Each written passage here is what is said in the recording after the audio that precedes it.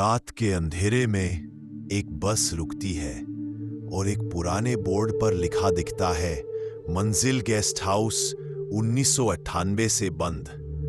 5 लोग, एक सुनसान रास्ता और हवा में अजीब सा सन्नाटा।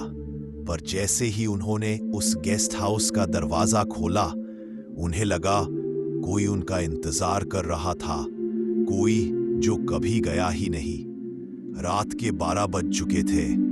एक पुरानी बस एक छोटे गांव के पास सुनसान सड़क पर रुकती है। बस में 5 लोग थे, आरव, काजल, समीर, नैना और रितु। उनका मंजिल था मंजिल गेस्ट हाउस, जहां वे वीकेंड मनाने जा रहे थे। जब वो बस से उतरे तो चारों तरफ घना जंगल था। पास ही एक पुरानी झील और उसके किनारे एक टूटी फूटी हवेली सी इमारत दिख रही थी। काजल ने मजाक में कहा, बस यही होगा हमारा गेस्ट हाउस। सब हंस पड़े, लेकिन उस हंसी में डर भी झलक रहा था। उन्होंने मोबाइल में गूगल मैप देखा, पर जंगल में कदम रखते ही हवा और ठंडी हो गई।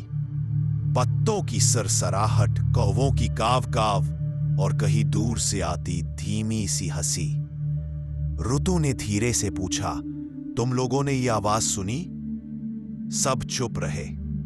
थोड़ा आगे बढ़ते ही एक पुराना जंग लगा बोर्ड दिखा, मंजिल गेस्ट हाउस 1998 से बंद। सब एक दूसरे को देखने लगे। नैना ने कांपती आवाज में कहा, पर हमें तो ऑनलाइन बुकिंग मिली थी। अचानक पीछे से किसी के सांस लेने की आवाज आई, जैसे कोई कान के पास खड़ा हो। सबने एक साथ मुड़कर देखा, पर वहां कोई नहीं था। मिट्टी पर गीले पैरों के निशान बने हुए थे। काजल चिल्लाई, हवा में सीलन थी, दीवारों पर मकड़ी के जाले। कमरे के कोने में एक पुराना पियानो रखा था। समीर ने टॉर्च उस पर डाली और सबके रोंगटे खड़े हो गए। पियानो की धूल भरी सतह पर खून से लिखा था, वेलकम बैक। कमरे में अचानक ठंडी हवा का झोंका आया। पियानो के पास रखी मोमबत्ती अपने आप बुझ गई। आरव ने टॉर्च ऊपर उठाई तो देखा पियानो का ढक्कन धीरे धीरे अपने आप खुल रहा था। सबकी सांसें थम गई। एक पल को सन्नाटा था और अगले ही पल पियानो अपने आप बजने लगा। धीमी टूटी फूटी धुन जो किसी पुरानी लोरी जैसी लग रही थी। काजल कांपते हुए बोली, ये कौन बजा रहा है? समीर ने पास आकर देखा। कुंजियां अपने आप दब रही थी। पर कोई जवाब नहीं आया। बस पियानो की आवाज और जोर से बजने लगी। और अचानक एक औरत की धीमी हंसी कमरे में गूंज उठी। और वो बाहर का रास्ता नहीं था, बल्कि वही कमरा फिर सामने था। आरव ने दीवार पर हाथ मारा। ये कैसे हो सकता है? उसकी उंगलियों से खून टपकने लगा और उसी खून से दीवार पर खुद ब खुद लिख गया, कोई नहीं जा सकता। सभी डर के मारे कोने में सिमट गए। पियानो अचानक बंद हो गया। सन्नाटा लौट आया, पर अगले ही पल कमरे के बीच में एक औरत खड़ी थी। लंबे बाल, वो मुस्कुराई धीरे धीरे, जैसे किसी ने उसकी मुस्कान को खींचकर चिपका दिया हो, और बोली, इतने सालों बाद कोई आया है मेरी मंजिल में। उसकी आवाज इतनी ठंडी थी कि सबके शरीर कांप उठे। फिर उसने पियानो की तरफ इशारा किया, ये मेरा नहीं, तुम्हारा बजेगा अब। कमरा अब पूरी तरह अंधेरे में डूब चुका था। मोमबत्ती जलाने की कोशिश की, मगर लौ जैसे किसी ने फूंक मारकर बुझा दी। पियानो फिर धीरे धीरे बजने लगा। इस बार वो लोरी नहीं, बल्कि किसी की चीखों की तरह लग रहा था। उटू कांपते हुए बोली, कौन हो तुम? वो औरत धीरे धीरे उनकी तरफ बढ़ी। उसके पैर जमीन पर नहीं छू रहे थे, वो हवा में तैर रही थी। मेरा नाम प्रिया है, उसने कहा। उसकी आवाज बर्फ जैसी ठंडी और टूटी हुई थी। मैं भी यहाँ एक मेहमान बनकर आई थी 1998 में। सभी एक दूसरे को देखने लगे।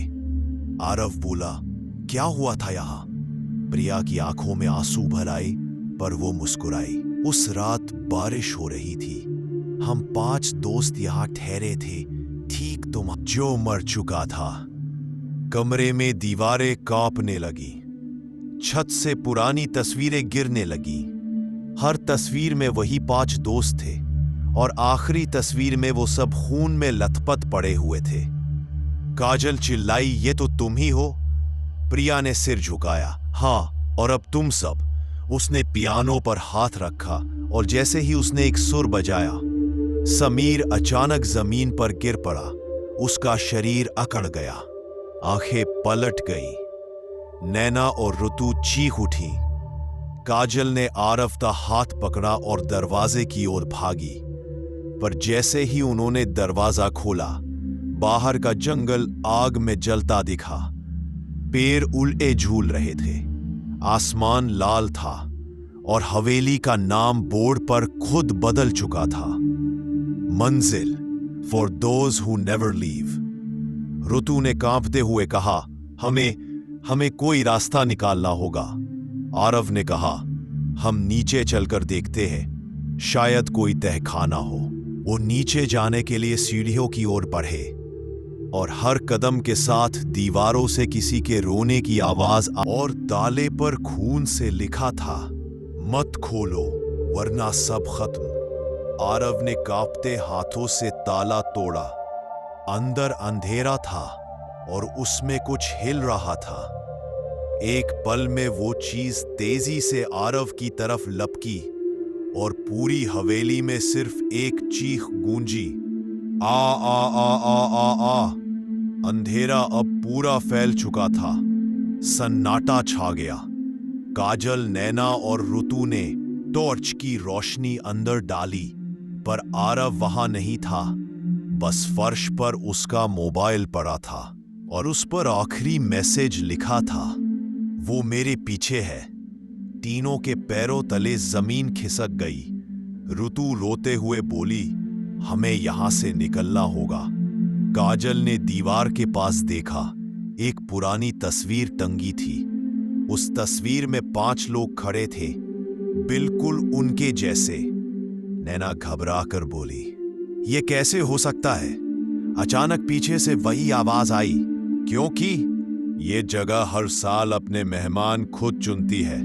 वो फिर से वही प्रिया थी।